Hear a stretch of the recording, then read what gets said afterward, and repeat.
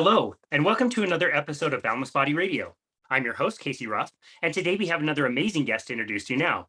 Jonathan Griffiths is a successful carnivore bodybuilder and brilliant nutrition consultant. He has been in the nutrition industry studying carefully for over 15 years and has competed in bodybuilding competitions within the UK with top placings. He has undertaken several courses surrounding human health, including a medical science certification and a nutrition and herbal science certification. He also holds a bachelor's degree in human nutrition. Over the course of his career, he has seen fad diets come and go. And with the amount of misinformation that can be found on social media, he has decided to uncover the truth. He has been using the most up-to-date scientific literature, as well as experience from his own working with hundreds of individuals with unique health situations to deliver great results. He recognized a gap in the market for affordable yet high-quality diet coaching. He is the owner and founder of Composition Consultant, aimed at closing that gap. You can find Jonathan at www.compositionconsultant.com or on Instagram and YouTube at composition_consultant. Jonathan Griffiths, what an absolute honor it is to welcome you to Boundless Body Radio. Hi, Casey. Thanks very much for having me on. I've been following your channel now for actually a while. Oh, wow. Listening to the podcasts, and I'm actually delighted that we've got this opportunity today to speak about myself, which is always quite nice sometimes. I'm getting slowly but surely more confident in front of the camera, and hopefully this will help give some people some useful ideas about mental health, perhaps bodybuilding, anything around that sort of topic. And even we could go into the carnivore diet as well. So thanks again. Cheers. Yeah, thank you so much. Very kind words coming from you. And yes, there are so many important topics that we'll be covering today. We'll be talking about carnivore diets. We'll be talking about strength training, which I absolutely love. And you are obviously a world expert in. And, even more so than that, more important than that is this mental health thing, which is so, so critical. And it's like you and I were talking offline. It's something that you and I deal with our clients every single day. It feels like we cover this topic every single episode of the podcast. It's become really pervasive, hasn't it? Yeah, I completely agree. It is something which is a mainstay in human health, which kind of gets ignored. But I think with enough anecdotes, enough experience, people can begin to open up over time and share their experiences and kind of develop a story about what worked for them. Yeah, definitely. And in that way, I think your story is very powerful and will help a lot of people. So I'm really grateful that you're getting more comfortable on the camera. You look great. I'm excited to have this conversation. I do want to start by talking about the training side of things. When was it that you became really interested and excited about training, and in particular, strength training?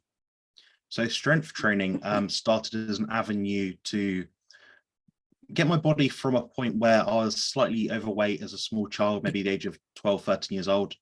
I wanted to be leaner, a bit fitter, a bit more muscular. I actually made quite a drastic transformation within about 6 weeks. All I was effectively doing was some push-ups, maybe some dips, some bicep curls, things like that, pull-ups, doing an hour of cardio a day on the treadmill, which looking back, I probably wouldn't have done. But yeah, I can say I've made a big transformation that time. My brother actually got me involved into the gym setting, and this has helped both myself and my brother to sort of develop some strategies to cope mentally as well. Developing the mindset towards being disciplined, focus, having a goal, and ultimately just feeling better overall, which I think is integral towards what I am trying to achieve myself and my clients. Yeah, we've talked about this before on the show, but especially with things with strength training, you tend to see the people gravitate towards it, the people who are interested in the process and who understand that, yes, you might have a goal and that might be a distant goal, but it's really about being consistent and showing up and doing the work every single day, whether you want to or not, to be able to one day achieve that goal. And again, you might achieve it, you might not achieve it, that goal might change over time, but it's really that consistency of doing the work every single day. And this type of a sport seems to self-select people who are interested in that. I completely agree. And one sort of quote that comes to mind is, the only guarantee of failure is if you quit. And that's something I think about daily. When I had different hardships over my life, just like everyone else in some degree. I've looked at that phrase and I keep thinking about it, and I think, there's always an opportunity to be better. There's equally an opportunity to be worse, and I just choose to be on the better side of things if I can. Yeah, that's fantastic. And taking that step every single day to you make sure you never quit is so important. When did bodybuilding become more important to you? I'd say around the age of, I'd say about 16 years old. That was when I first decided to compete. I sort of took the approach of bodybuilding in the sense of building muscle and being as lean as humanly possible. I kind of found the idea that I was accountable for my own actions very appealing. It's kind of like an armor many of us bodybuilders have, is that we can build our bodies and it's something we can develop our own discipline in. It's something I think a lot about during the day, and it's not so much for vanity or ego or narcissism that many people might believe, but it's more so the fact that you get to make a decision every day to be better.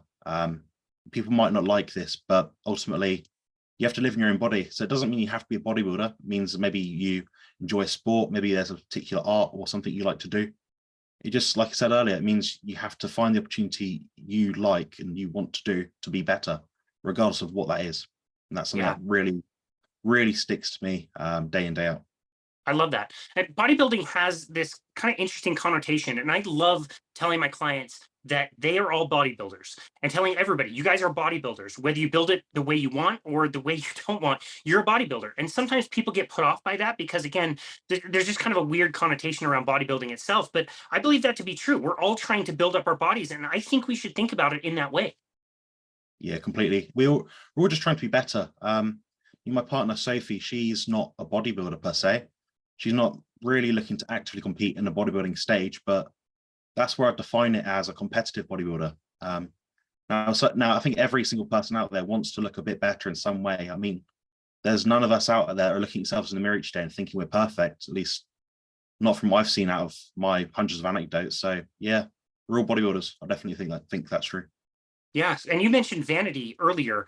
And when I'm asking my clients what their goals are, they'll name a few things. And generally, like, I want to lose some weight, I want to, feel better, I want to have better energy. And those things will come up. If you keep asking questions, at some point, it's going to come up that they do actually want to look better. But I notice that people kind of almost feel guilty about that. And my mindset has really shifted around that. I think there is nothing wrong with any of us wanting to look a certain way and have a certain aesthetic. And I don't have any disassociation between that and really good health. What do you think about that? I think this is true. I mean, ultimately, health and having a perfect physique or an athletic physique doesn't always go hand in hand. I mean, people can have great health spans without, building a Greg Plitt or Zac Efron kind of body. What I do think is the case is that we are ultimately looking at ourselves every day to try and get better, like I keep saying. And what it means for me is I'm thinking, how am I going to get from point A to point B? And in that duration of time, who am I going to be able to influence in that time? So it might not be that my clients are all bodybuilders. I can say openly, most of my clients are around 40, 50-year-old women. None of them are looking to be on stage as a bodybuilder, but as human evolution dictates, we are adaptive. We want to thrive and we want to appeal better sexually to the opposite sex. It sounds very bizarre to say, but that is the truth. And I think going against that would be against our human nature and our natural instinct. Yeah, I agree with you. So, for a client who is coming to you for the first time, maybe they don't understand some of the benefits about strength training. And, what would you tell them if they came in and said, well, look, I want to burn the most calories when I'm here in the gym. And that piece of treadmill over there is a nice piece of kit that tells me exactly how many calories I burn. I seem to burn more calories there than if I go over to these heavy machines. I don't really know what I'm doing anyway. What would you want the normal person who hasn't really considered that to understand about strength training in particular? I'd probably first direct them to some of my videos where I talk about how calories are nonsense, at least in the calculation of a human biological system. They don't really apply. I'd look at something like the mass balance model to dictate what our body composition will be, or at least have a kind of predictable determining factor, like long term. Other than that, I mean, I understand what you mean. There's definitely a lot of energy to be expended from running on a treadmill for half an hour or so. But I'd say it does downregulate our metabolism. We do become slower. It's hard to adapt and become better at running. We're ultimately not going to be sprinting on a treadmill, but we know we can get stronger. So what that means for the average person watching this is we can do resistance training. We can incrementally get stronger as time goes on. We can do this safely. The margin of error in terms of becoming injured is a lot less with resistance training than running on a treadmill. You won't fall off, but saying that training safely is I think there are objective parameters that people don't often consider when it comes to training safely. So it means, is your back flush against the pad? Are you lifting with appropriate cadence so you're not rushing it up and down? Is the weight snapping kind of at the bottom when you've got that stretch reflex? Is your lower back hyperextended or is it arched? All these things to look at. So you do have to be careful with training itself. But I think ultimately, if someone's looking to build their body, whether it be, just lose some body fat or actually build muscle tissue, I think they're looking at resistance training as a long-term method to improve their body composition. Yeah, I could not agree more. I like to sometimes point out that people who are running are becoming more efficient, which means they're teaching themselves to burn less and less calories. That's what efficiency means. If you needed to travel across the country, you'd want the very best gas mileage. It wouldn't be as important to you if your car went 200 miles an hour. You just want to go at a low, steady pace for a really long time. That doesn't use a ton of energy, and that's really efficient.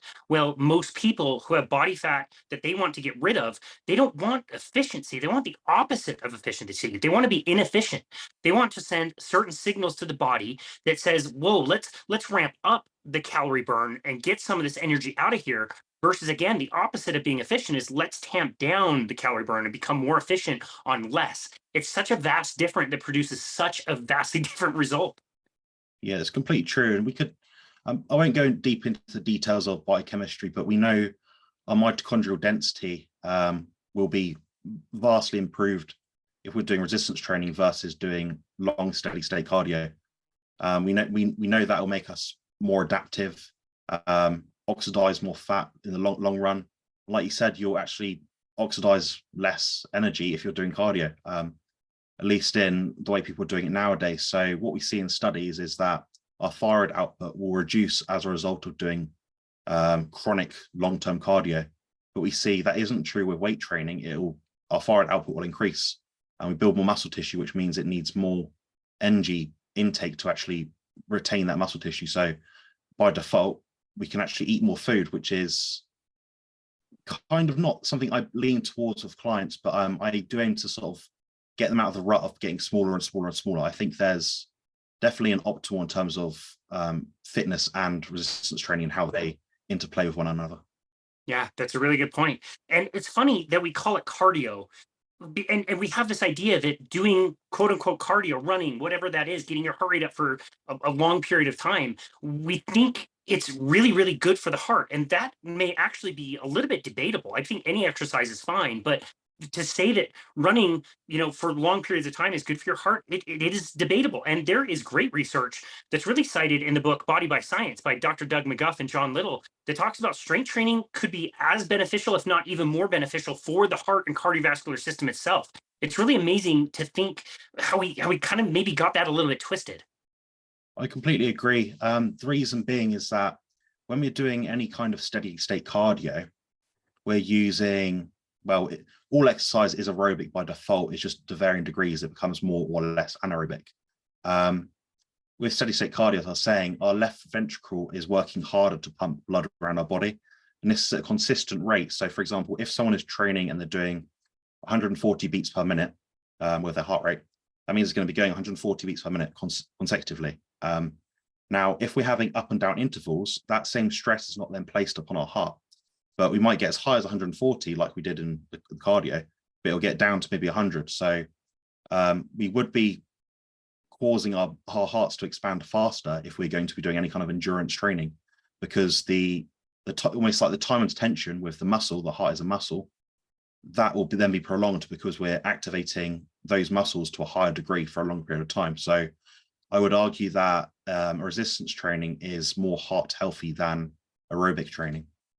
Yeah, that's such a cool thing to be able to say. And I couldn't agree more. I think the scientific evidence to support that is pretty strong. So let's talk about a few myths or maybe things that you thought were true when you first started that you now no longer think is true. The difference between men strength training and women strength training. Are we talking vast differences between the two? Like women are not small men, they need to train completely differently? Or is it like we're all the same species and there might be some differences in individualization for sure, but those two training programs, depending on somebody's goals, might actually be a little bit more similar? What are your thoughts on that? I think the adaptive mechanisms of the human body, regardless of gender or sex, is actually pretty much the same. I think what we need to do to build muscle or lose fat is the same. I think the nuance lies in trends within the psychology of the individual athlete.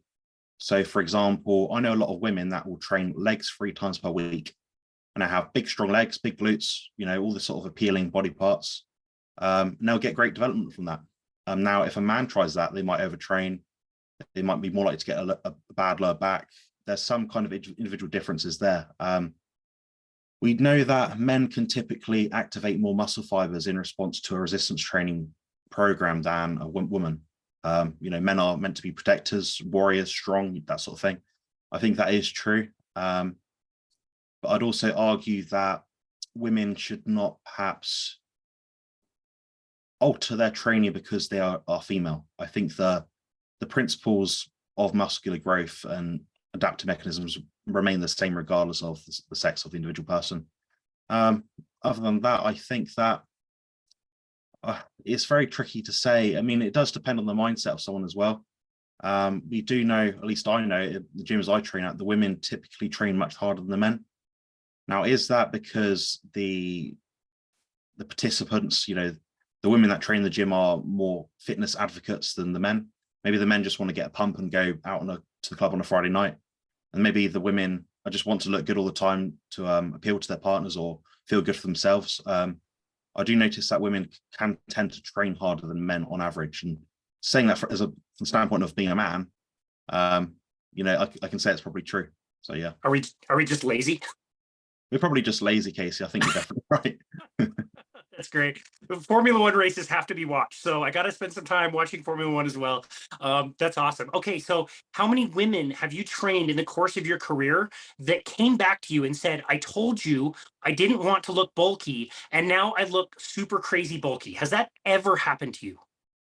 That's honestly never happened. I do get this a lot because people will see me and they'll assume I'm quite a sedentary, calm, collective, solitary kind of person. They'll say, well, Jonathan goes to the gym 4 times a week for an hour each time. Well, if I did 5 hours, I'm going to be bigger than him. That won't happen. I've been training for 15 years, as Case kind of introduced me in the beginning of this chat. So it will take time to build up muscle. Now, your body as a natural athlete will not let you build a lot of muscle, especially as a female. There are definite limitations. Now, I would say that if you're trying to build a lot of muscle and you're able to, you'd know quite soon on. There are genetic outliers that I do see with some clients where they can always get away with training very little or not very hard, but they just develop a great body. But by that point, you'd know already, and then you'd think, okay, well, I can taper down my training or not train at all. So I think the idea that someone's going to become really buff, particular female, overnight, it's just not true. I don't see it personally. Yeah, that's the thing I get so much pushback on is I don't want to become bulky, and I never see it. I try to explain it like hormones are very different. It doesn't work the same. Genetically, we're just a little bit different, men versus women. So yeah, I was curious about that, if that has been something you've seen in your experience. What about training equipment? Do you find any particular type of training equipment to be more effective than others? Is that something you've kind of changed your mind about during the course of your career?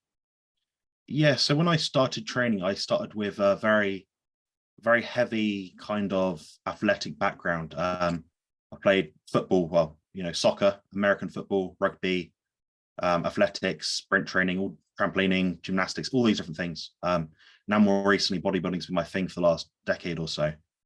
I can say that I think initially people will be best starting with some kind of compound exercises in their workouts. That means squats, bench, deadlift, things like that. I think that builds level stability and kind of strength that kind of adds to the base of their training. Now, as time goes on and that individual becomes stronger and stronger, that same 100 kilogram bench press they might have started on might be 200 kilograms, arbitrary numbers, but it'll increase a lot. So by that point, when you're then doubling your weights that you originally used, your resistance to injury becomes less because your joints aren't going to become twice as strong. You're not going to become twice as stable, and so on and so forth. So I think when people get to the point there, I'd say somewhere between intermediate and advanced, they'll be transitioning more so to resistance machines. Now, when I say resistance machines, I don't mean the generic stuff in most gyms. I mean, you're going to be wanting to use perhaps Cybex equipment, Nautilus, Prime. There's probably quite a few other brands, but things which are a bit more specific. Now, when you're using these pieces of equipment, you have to make sure that it's right for your body. These pieces of equipment are not built for everyone. I, for example, am 6'1", I've got quite long arms, quite long legs. Some pieces of equipment just don't work very well for me, so I'd have to transition to a different set of resistance machines. But I think that the safety element becomes more important as you become more advanced. So if, for example, myself, I might start training with 20-kilogram dumbbells each hand. That'll be a dumbbell chest press or something on an incline. Now I'm doing something like 70-kilo dumbbells in each hand. If I was to do that, I'd probably rip my shoulder off because I've got to get that to my knees and get it to my shoulders. However, as time's gone on, I've sort of realized, okay, this probably isn't very safe. So I thought, what sort of equipment will emulate that same lift? So then I'd look at resistance machines, which matches roughly that same bar path or dumbbell path. Then I think, okay, I'm going to use that piece of equipment to emulate that same lift. So then I'm going to get the same or similar muscle fiber recruitment, but eliminating or perhaps at least reducing the risk of injury. So that's kind of how I look at resistance training across the board for most people. Yeah, I couldn't agree more. When I started my career, it was 16 years ago this week, so about the same amount of time in the industry. You only did learn that one way, the functional training, sport specific training, jumping around and hopping and doing all kinds of stuff, juggling kettlebells or whatever. And you thought the machines were just rubbish. Like you're not there's no stability, you're not controlling the weight. And over time you learn, wait, no, these have a lot of value as well. They can keep people really safe and preventing injury, like you said, which is so high up on my priority list now. It's not something you really consider when you first get started, but I think it's way more effective. So I really appreciate that. Yeah, my pleasure. And I can speak from experience. I've not actually received any major injuries in the gym other than dropping a dumbbell on my toes, but that's my fault. But I've not actually injured myself as a result of a lift because I have adapted my training over time, as you mentioned at the start when you first questioned me on this sort of topic. I've learned over time what does and doesn't work. When I get tweaks and different, maybe my shoulders feel a bit sore, I then thought, okay, this isn't working. I need to change my training to adjust for that particular movement. So that's exactly what I've done. And listening to your body is a key part of training, which people don't often think about. And we often see things online, different programs. And I can say I've not followed a training program online of another athlete for at least 5 to 10 years because it doesn't apply to me. You know, these things are individual to you. So you might speak to Casey, you might speak to myself or any other coach and try and work out what exercises work for you. So this is where giving your subjective feedback to someone helps. Or if you understand this yourself, you can listen to yourself and think, that wasn't the right movement for me. I'm not getting stronger. It's making my shoulder joints sore or whatever it happens to be. Then you adjust your training from that point. So you have to be intuitive and instinctive as time goes on. Yeah, you were on the post where I asked for any listener questions about this episode. And one of the comments wasn't a question, but I love the comment, which was like, dude, you have to hire Jonathan. He's very affordable and well worth the price. It's a huge value.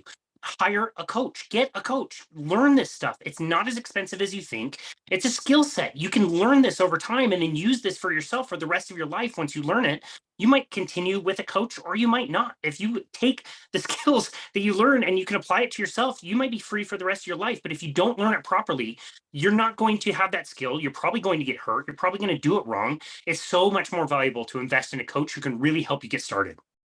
I completely agree. And it does expedite your results. I mean, if you're looking at a consultation with myself, I'm still relatively quite affordable, believe it or not, but it's a small investment in the long run. You know, you're going to save money on all these supplements, training programs, piece of equipment you don't need, extra additional like rubbish you don't need. And you can reduce your chance of injury because you're speaking to someone with experience.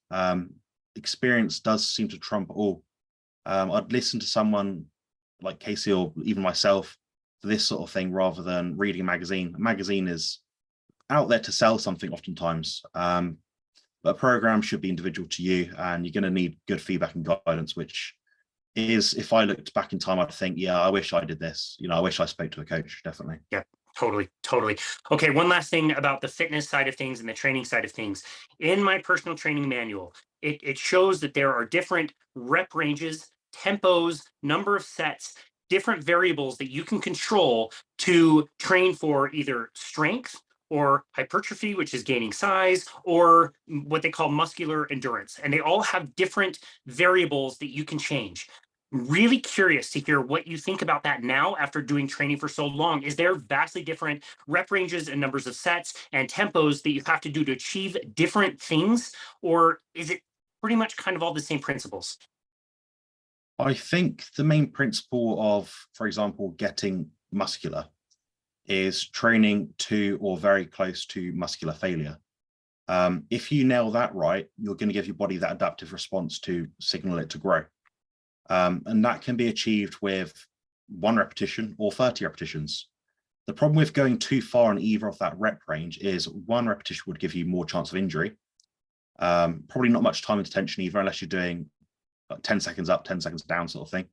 Now, if you're doing 30 repetitions, the chances are if you're going to do 29, you're going to do 30. If you're going to do 30, probably 31. You can rest a few seconds. So I'd look at somewhere between 6 and 20 repetitions for most people to build muscle. The caveat to that is whatever rep you do, say for example, you're going to hit 10 repetitions, you finish on that 10 rep and you cannot move it anymore. So that means this kind of comes into the next part, which we'll talk about sets. So if you're going to be doing 1 set per body part, you're going to be maximizing that individual set. If you can put all your focus intensity into that one set will probably be enough. Then you can play about a frequency depending on whether your strength level increases or decreases after different time periods after that particular workout. Kind of the way I look at it at the moment is there's scalability. So if I was to put a newbie on a program, they might be doing, I don't know, 2 sets of 8, 2 sets of 10, maybe 3 times a week. They might be doing the same exercise 3 times per week. So it's like a full body workout, two sets of a chest, 2 sets of a back, whatever. Now, when they're doing that, they're relearning that motor movement pattern 3 times within 1 given week. So they're going to accelerate their understanding of how their muscle responds to training and how to actually activate the muscle. Myself, as someone that does know how to activate muscles individually, specifically, so on and so forth, I can probably get away with less training frequency. So I might be training, for example, my chest muscles maybe twice every 8 or 9 days. But that isn't a directive to people listen to this. This is a guideline that I have for myself based on my own recovery and tolerability. So I know people, for example, that I coach that train in total, like a full body, twice over 9 days. Now, I also know people that train 6 days per week. However, the people that are training 6 days per week are also doing higher volume, nothing's to total failure, so they can probably recover a bit better. The people that are doing the full body twice every 8 or 9 days are training to absolute failure. So there's that middle ground there, and listening to your body and understanding your own body's recovery signals is imperative to get better. If you do not recover, you will not get better. Your weights will remain stagnant. You will not improve, so on and so forth. Lots of things will happen which will deter you from reaching your ultimate goal, which is, assuming it's muscle building, is to build muscle. That's right. That's right. That's a very insightful and thoughtful answer. I really appreciate that. When you first got into the bodybuilding world, I'm sure you learned all about nutrition and learned what a proper meal should be. So let's go back maybe 15 years and tell us about your nutrition as you first got started with bodybuilding. So I can say this with great detailed memory. So my breakfast was a bowl of fruit and fiber, which was like a whole grain cereal with raisins in it, coconut flakes, and full fat milk. My lunch was typically a flapjack at school or a pasta pot with cheese in it. No sauce, it was just pasta, like white pasta with cheese in it. Dinner was either rice, chicken breast, and that was maybe it. So you can see here I had 0 fat in my diet, apart from the small amount of milk that I had in the morning. So my diet was essentially probably 80 to 90% carbs and maybe 10% protein, 10% fat. Back then, it did actually work quite well. I was young. I had hormones on my side. I was developing. I was a newbie, so yeah, it worked fine. I mean, it wasn't a health conscious way. Yeah, I can probably scale it back down to what I'm doing now, which is totally different. If you wanted to ask about that at all. Absolutely. How did that evolve into the way you're currently eating? Yeah, so as time went on, I got more advanced in my training, more advanced recovery. I built more muscle, which meant I had to eat more food to keep up with it. So it's kind of like a mass in, mass out equation. The bigger you are, the bigger the amount of food that you need to put in to maintain yourself becomes. So I found I was having, rather than one chicken breast a meal, I might be having two chicken breast a meal. Rather than half packet of rice, I'd have a whole packet of rice. Then I'd have to add in extra fat. So I'd add in peanut butter or olive oil or whatever it happened to be, butter or I don't know, whatever I happened to have at the time. And yeah, so everything just got more and more. So the volume of my plate might have gone from maybe 300 grams, 200 grams to maybe 6, 7, 800 grams. That was not sustainable. Your digestive system does not become 3 times bigger. So you cannot tolerate 3 times more amount of food. Obviously, now we know about the carnivore diet. Well, it's our proper human diet, in my opinion. And the way it's working now for me is I'm eating about as much food volume that I did when I first started training at around 13, 14 years old. And I'm actually building and maintaining all the muscles that I already started to gain. So I'm not noticing a dip in my performance. I notice my mood's better. I feel better. My skin's better. I rehashed the point. My mood is definitely better. I'm not as bloated as I used to be when I was having, these enormous like 4 or 5 kilos of food each day, and that's really close to about 1 to 1.5 kilos. So it's definitely adapted over time, and it just goes to show you that we can change our diet to quite a great degree, but ultimately our own inbuilt tolerances to different diets is different. So I know lots of pro bodybuilders that will have a high carbohydrate diet, lots of sugar, lots of plants, things like that, and they do just fine on the outside, and they seem to feel all right. But they might just have more tolerability than me. So that's kind of where our individual differences lie. But for myself, I'm finding now I'm eating a diet which is a carnivorous diet of protein and animal fat. I'd say I'm 99% carnivore. The only infringements I currently have are artificial sweeteners sometimes, seasoning sometimes, and once or twice a month I'll have a meal out of family. In terms of how often that is, I mean, I have around, it's something like 108 or 110 meals per month. I'm having 2 meals out of that 110 that aren't carnivore. So it's quite trivial in the long-term scheme of things. But then I wouldn't advise everyone to do that. That's my own individual tolerance. So, for example, if I was dealing with cancer or severe autoimmunity, I'd probably be a lot more strict than that. So this is, again, where scalability comes into play. Yeah, I love that. That's a great way to look at it too. I like when people look at an entire week or an entire month. This happens all the time in the holidays where people say, "Oh, well, it's the holidays, and so I'm not going to eat well because all the parties and everything." When you sit down and think about how many parties you're actually going to, it might be like 2 or 3. And those are meals. That's not even the entire day you're going to a party. Like, you got to look at the macro side of things and really find the big rocks and really prioritize what you're doing most of the time. And then you can have exceptions, and they don't seem to bother people nearly as much. So I love looking at it from that lens. I think that's great. How did you first hear about carnivore, and did you have any resistance to it when you first heard about it? Um, I first tried a carnivore diet as a contest preparation when I was 16 years old, funny enough. So this is going back about 11 years now. Now, what I was eating was cans of tuna, about 5 per day, and occasionally I was adding in a fried egg, and that was it. I did this for 5 months, and I noticed I couldn't get leaner. I thought, this isn't right. So this wasn't as a result of hearing about the carnivore diet. This is what I thought was intuitive. So I thought lots of protein, enough fat, but not too much, but zero carbs, refine things down as much as possible. I wanted to be as ripped as possible. I had no objection to trying really hard. Now, what I found out was, as time went on, I wasn't eating enough fat, not enough essential fatty acids. So then I tried the carnivore diet again, and it was roughly 3 years and 2 months ago is when I started it back up after a long hiatus. What I did was just had a mixed carnivore diet. So whey protein shakes, Greek yogurt, eggs, dairy, fish, meat, all that sort of thing. And it seemed to do very well for me. In that three years and 2 months that I've been carnivore, I had roughly 3 months off in total where I went off the rails. This is basically my own individual issue that I had. I had some sort of personal issues, and the way I was dealing with it at the time when I was younger, especially, was I would eat more food and I'd crave sugar. I'd try and settle the beast that way. I'd try and overcome my depression, anxiety, and low mood state by eating more food and foods that lit up my brain, so to speak. And since then, I've now found I've kind of cheated on my diet enough times during that 3 month span that I thought, I'm really suffering now. I feel dreadful. Like this is absolute crap, really rubbish. What I found was the closer I got back to the carnivore diet, the better I started to feel, and it's incremental. It seems to be the closer I get to zero carbs or at least zero plants in my diet, the better I feel.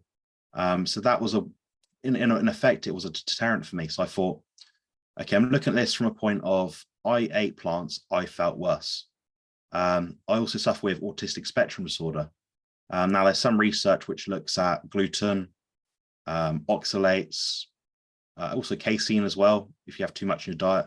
And these three things in particular can be quite detrimental if you're adding them into your diet and you suffer with autism.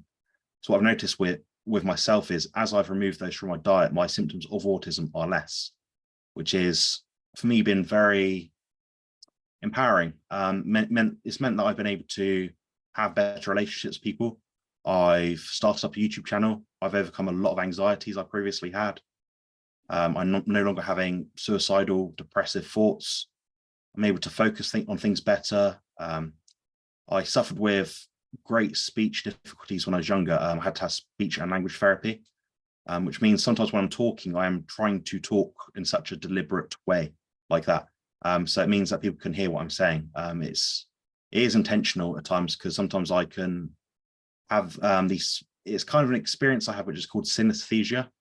And that's when you have senses which don't go parallel with what you're saying. So for example, as I'm speaking now, I might have an image in my head or a smell or a sound, and that'll distract me from what I'm saying. I've noticed on carbs or plants, that experience is much worse for me. It's not got rid of it, so to speak, and that's a particular symptom, but it has reduced it quite greatly. And it means I'm able to produce YouTube videos, speak to people like Casey, which is such an honor, and really develop my own brand and business, which is great. I've been able to do this online as an autistic spectrum disorder bodybuilder from the UK, which is quite a weird niche, but I'm doing my own thing now, and I'm quite got a good sense of pride from it. So it's definitely helped me out a lot. Man, that's amazing. You should be extremely proud of all of that. It's amazing how self-correcting this diet is. One of my clients today told me that over the weekend she wanted to have a piece of cake at a wedding, and she described it as like she really wanted to like it. She has been more strict. She knew she was going to eat it. She knew it was going to affect her. She really, really, really wanted to like it. And it's like 2 bites. She's into this. And it's like it's not even good. I really wanted this to taste good. It doesn't taste good anymore. I would have even thought about it. I would just wolf this thing down and felt awful the rest of that day. It's amazing how much your taste buds change and how much even when you go off of it, you feel so bad that you realize there's so few times it's worth getting off of it. I prefer to stay more strict because I don't have anxiety when I do. And, forget the weight control. I'm able to, add muscle and maintain it really well, and I feel good. My brain is clear during the day, but it's when I don't feel anxiety, I feel amazing, and that alone is not worth having sweet. It makes it worth it on its own. Yeah, I do get asked this a lot, actually. Now you bring that up, people will say, don't you get bored of just eating these foods, or this, that, and the other? And I think, well, I've never had a meal in my life where it's been absent of meat and I've actually enjoyed it and I felt better afterwards. So for example, I've never had, for example, sorbet with a packet of sweets and a chocolate bar and thought, I feel great now, and an hour later I feel great now. That's never happened in my life. I've never felt more energetic. I've never felt better. My mental state has never been better because of that. Whereas now I have this steady high, which is quite profound and kind of specific to people that follow the carnivore diet. And I truly hope that other people that follow this way of eating will be able to experience the same thing. But I would suggest and caveat this with, if you transition to a carnivore diet, please do this very slowly and carefully. I do not believe in rushing things. You'll notice some slight incremental benefits as time goes on, but if you've been doing a lot of damage for a long period of time, you're not going to reduce all the damage overnight. So I think the same thing applies when you're going into the diet from whatever diet you're doing before. I truly feel this is a very beneficial diet to a lot of people, specifically when it comes to mental health and just reducing symptoms of things such as that. Yeah, absolutely. I want to talk about the mental health thing for sure, but this would be a great time to ask another listener question that we got. And it was about transitioning onto the carnivore diet. The context that this person phrased the question was transitioning from a SAD diet, standard American diet, into carnivore. Should it be done cold turkey or should it be more gradual? I have my own thoughts about that. What do you think? I think there's pros and cons to both of them. Now, if you go cold turkey and you're someone that is an abstainer by mindset, that might work better for you. Whereas if you're someone that is maybe, can't remember the word now, but there's another word for it, there's an abstainer and a moderator, that's it. If you're a moderator, you might find that transitioning slowly works better. So that's your own individual psychology between two different people. I'm an abstainer personally. However, if I rushed off the diet too quickly, my body's own biology would not tolerate it very well. So that's when I've kind of got to take my biology's preferences over my psychological preferences. So what I'd personally do for most people is transition over a period of 6 to 8 weeks. And what that means to someone that's following a standard American diet is that the first week that they transition, they might make their breakfast carnivore. That's quite an easy one to do. You do bacon and eggs, do steak and eggs, anything like that, maybe a bit of cheese, just keep it simple. Then the lunch and the dinner, if you're having 3 meals per day, would then be your standard American diet. You might do that for 2 weeks, for example. Then the next 2 weeks, change the lunch around. The lunch would be on a beef brisket, some eggs, some cheese, fish if you like it, anything like that, liver if you like that sort of thing as well. Then 2 weeks of that again. Then the last 2 weeks, if it's a 6-week transition, you might just do the dinner, and that might be a carnivorous dinner. I do find that people get the most benefit when they go from, say, 90 to 95 or even 100% carnivore. That's when you're getting rid of all the last little bits and pieces which could be damaging. Now, we don't know what those things are until we actually do it. But I think if someone like myself is looking to have a meal off with family once or twice a month, I know which ones of those foods are the detrimental ones for me. So I can say, if I am going to go off plan, based on my understanding of my own transition in the past from a Western diet to a carnivore diet, I know things that like salad, anything high in sugar, anything high in fiber, anything like that is damaging to me. So if I went off my meal plan, that's a no-go. I don't eat that food. So if I was, for example, having a meal out at a steakhouse, that'd be a steak, and then it would be a baked potato, but I might just have the contents of the skin. So I wouldn't have the skin itself, or I might have mashed potato. I'd have the lower fiber option. So that's how I'd navigate it. And that's how I'd personally transition to a carnivore diet from a standard American diet. Yeah, that's another really thoughtful answer. I figured, could you go from standard American to carnivore? Like you could do that cold turkey. It would just really suck. It would be very, very difficult. Now, one of the benefits of going from a standard American to a carnivore diet is maybe one of the good things you might have going for you is if you're not consuming a ton of vegetables, you might not be overburdened with oxalate. That might actually work to your benefit where you could maybe go a little bit more cold turkey, and that would work for you. If you're going from plant-based or vegetarian or vegan to carnivore, that is a much more difficult transition that you have to be extremely gentle with, because chances are you're going to be so overloaded with oxalated plant toxins that you can't just step away from very quickly without having severe dumping issues. And I think that is the case where you'd have to go a little bit more gradual for sure. It might be a little bit easier to go cold turkey with a standard American diet, but I love your approach. This is a process. You don't need to do this overnight. Let's start with one meal. The meal sounds absolutely delicious. Who could get sick of eggs and steak and bacon in the morning, cooked in butter? Like that never gets old. Like you said, like that's so yummy and satisfying. Anybody would want to do that. And if you start to feel better and have good energy through the morning, now you're more likely to make a change at lunch. Try that for a while. Change dinner. I think that's a wonderful approach. So I'm glad you approach it that way. I love that. Yeah, of course. And like you said, if you're coming from a diet where you're not having a lot of oxalates in it, you probably could transition a bit quicker than that. If your biology allows it. Now, if you're getting intense cravings, this is like a bonus little piece of information. Make sure you're feeding your gut with enough fat. Butyric acid from butter is quite beneficial. It feeds the colonocytes, which is highly, highly impactful on gut health. So I notice people struggle with getting enough fat in the carnivore diet if they come from quite a standard Western American diet. I would say, as you decrease the carbohydrates in your diet, your fat should also increase. That's an energy substrate. So you're going to have to kind of take one out, but add one in at the same time. Otherwise, you'll get like die-off reactions in your gut, histamine reactions, perhaps. You'll get SIBO, perhaps. Like if your gut bacteria are trying to exist, now if you don't feed them, they're going to give you strong warning signs and hunger signals, which kind of tell you, don't do this, don't do this, and you'll feel horrible, you get headaches. Your body will resist you as hard as it can. So make it easy, make your body understand you're safe, you're well fed, your body's got the nourishment it needs, and it can just change fuel sources. Yeah, that's wonderful advice. Let's go back to talking about carnivore in particular for mental health. When you started the carnivore diet, it doesn't sound like you started it for anything other than body composition. Were you aware of what a carnivore diet could do for your mental capacities?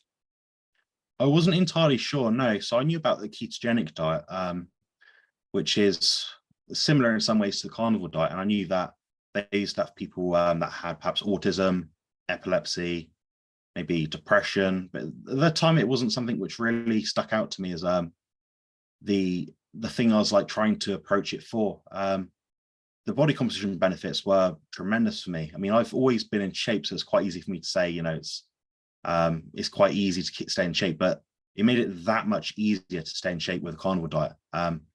Your body has fine-tuned mechanisms which mean that it will alter its hunger signals based on what it needs. Now, as soon as you put sugar in the system, those hunger signals are put off quite greatly. For example, if I just eat meat and fat, I'll eat to satiety and I'll maintain my weight.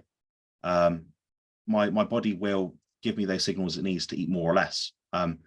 Now, as soon as I add sugar to the mix, adds in some inflammatory processes, my body doesn't know what's going on. My blood sugar's up and down all over the shop. And when it goes low, you get hungry because you want to boost that back up. So your hormones are dysregulated. So I find that when your hormones are dysregulated, you actually get low mood as well. So it all kind of ties in together, I think, with body composition, the mental health kind of benefit and all that sort of thing. It has a great level of interplay. Yeah, I just think of things like migraines, ADHD, autism. I personally believe that these are genetic gifts that are given to certain people that can then have special abilities. People have heightened senses, or they can think more creatively, or they can focus better. There's so many benefits to having those gifts. I would say that's the way I would call them genetically. I think we evolved with them for a reason. There's a reason why those weren't eliminated through our evolution. And I just think it's our current environments that exploits those things and changes them into something that's more negative. What do you think about that? I think the same. I mean, if we go back in time, say 50 years ago, the diagnostic rates of autism and many other mental health disorders, diseases, however you want to put it, would be less. There's a lot more, it's a lot more prevalent now. I don't know if it actually is more prevalent or the negative symptoms, like you say, are exacerbated more because of current society and the way we live, our culture. For example, I'm very light and sound sensitive. 50 years ago, I wouldn't have blue screens in front of me like we have now. I wouldn't have lots of noise, wouldn't have speakers and all these sort of things. All these extra distractions would be eliminated because they wouldn't perhaps have existed or been as often, they wouldn't be seen as much. Not many people had a TV back then. Now with the way society is, we have a lot more things going on. There's more medications, more endocrine disruptors. All these things definitely come to play when it comes to increasing the sensory issues people like myself have. So the way I live my life is effectively trying to micromanage my exposure to these things. And that means I'm going to be doing things with my diet, my light exposure. So for example, here I've got some blue light blocking glasses. I'll probably be putting them on about half an hour to an hour from now. Then I'd have a blue light filter on my screen that's actually in front of me now. Then I have a grounding mat. That, all these things add up. Now, the average person might not have to do all these things. When someone like myself is staring at a screen for 10, 12, sometimes more hours per day, these things are very beneficial. Ideally, we would be outside. we'd be grounding, being connected, being earthed, being connected and earthed to the ground. That sort of reduces inflammation that we get. What else? It improves our mitochondrial function. We'll be getting sunlight, natural vitamin D, fresh air, being in contact with nature is good for the mood. All the best remedies I tell people are free, but unfortunately people like myself and Casey, the way our lives are, we're in front of screens very often because the way we deal with our work, that's just by nature. It's our natural habitat. So I think people should focus on doing what we can with what we can, but then also kind of understand we don't need to live in an anxious state because we can't be perfect. We can't all be Dave Asprey and Ben Greenfield living perfect, optimized lives. It's not everyone can afford to do that. Not everyone has the ability or financial capability to do that sort of thing. But like I said earlier a few times, we can always be better. So it's definitely what I want to get across in this. I love that. Yeah, pick the hill you're going to die on. Nutrition is it really just seems to be a huge lever that we can pull that can change a lot of different things. Some of those other things you mentioned, they add a little percentage, they add something to the equation. And whether or not you can do them, move in that direction. See if you can get outside more and get more of that good light during the day. And then, yeah, block the blue light at night so you can get better sleep. And all those things cause this like positive spiral that just helps make people feel better and better. I mean, contrast your life today. You just talked about offline your little girls that you have, or your kids. Are they girls? I don't even know. You said they were Two girls. girls, yeah. Yeah, two little girls. Contrast your life now, especially in the context of your work, your mission in life, your ability to play with your girls in this state versus maybe where you would identify as like a rock bottom that you hit in the past when you weren't aware of some of these lifestyle things that are helping you. Contrast the difference between those two things. I think people don't often consider the health span that we have, and this can be changed in a matter of months, often sooner for some people. I speak to people sometimes where they've just got rid of maybe the fruit in their diet or the high oxalate vegetables or whatever it happens to be, and they think, well, that's enough for me. I'm going to take that. I'm going to take that win and live my life as it is and get that improvement that I have got. I can say overall my life is a lot more enjoyable. The way we perceive the universe is very subjective. And it will always be subjective. We live in our own heads. We don't live in others.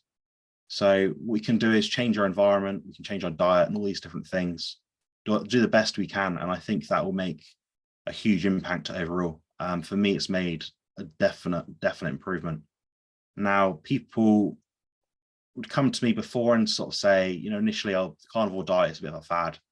But now I've been doing it long enough and they can say cause and effect.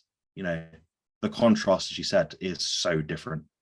I'm able to speak with people like yourself on podcasts online, which would otherwise be impossible. I wouldn't have the cognitive abilities to do so. So I can say, if you can communicate better, your life is better. We are social creatures, and that has definitely, I can say the diet itself has definitely improved that ability that I have now.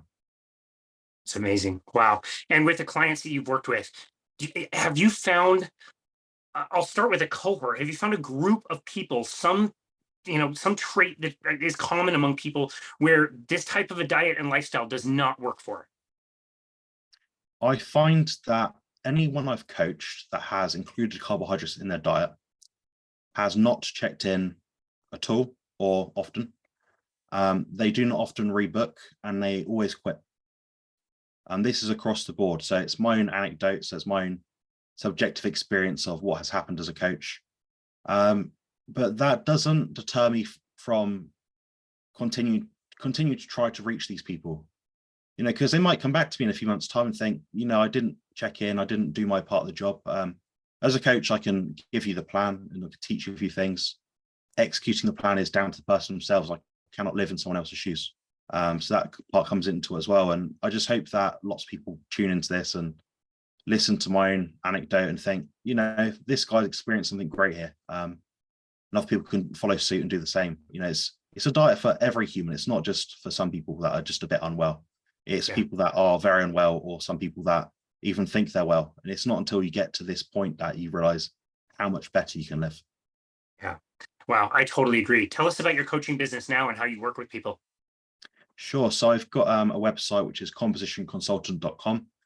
I work with people across the globe, US to Australia to UK, where I'm based. I offer different services like diet and training plans. I offer coaching packages. I offer consultations. I find different kinds of people get different value from each of those. One thing I will say is I'm not a salesman, so I want people that I contact or have service exchange with, you know, solicitation with. I want them to experience the best benefit they can. So depending on the person, they'll either be suggested to have a consultation with me, or it'll be a direct training plan. If it's someone that's quite an elite athlete, they might say, I just want a training plan. Tell me your equipment. I can give you a plan. Quite simple. I'm quite straightforward that way. Now, if someone's got more issues, maybe they don't quite understand themselves or what's going on in their body, I'd recommend just booking in a weekly or a bi-monthly consultation. That personal human connection will benefit this person because they'll then understand, they'll see, they have their own accountability because they know in 2 weeks' time, you've got to check in with Jonathan. You've got to have that experience where you know someone is on the other end of the line to help you. It depends on an individual person's needs. So there's different plans I offer, and I even offer a Facebook group, which is £10 per month, which is like $12 or something stupid. People will benefit from that. That's for people that perhaps don't have time to sort of book in, spend an hour or so speaking to someone online. They just want to come and go as they please, ask a question, get an answer, come back, come forward, that sort of thing. So I do have lots of options for different people depending on what they need from me. Yeah, that's wonderful. And that group aspect is not only getting the support from you, but you're getting support from everybody else in the community. People have different levels of experience. And I've found that most people are absolutely more than willing to step in and help and answer questions for other people who are trying to seek the same things. And so it's not always, the main number one top guy who's answering all the questions. It's everybody in the community is pitching in to help everybody else. It's wonderful. I do notice this myself, and we are almost a tribe. We're not of the same blood or same genetic makeup, but we're all human and we can all help each other. And I think this element is very valuable, and it's not something that you find very often online. Oftentimes, different groups, different diet cultures will have an oppositional nature. You did the diet wrong, this, that, and the other. People want to know, what are you doing? Oh, maybe that's not right. This is what you could do a bit better. They'll give you that critical feedback in a pleasant way, and it'll help you out. I was helped out a lot when I started the diet, and I was given some great answers from people like Professor Bart Kay and heaps of other people. So generally, the community aspect is very forthcoming, welcoming, and inclusive overall, which I think does just benefit everyone as a fellow human.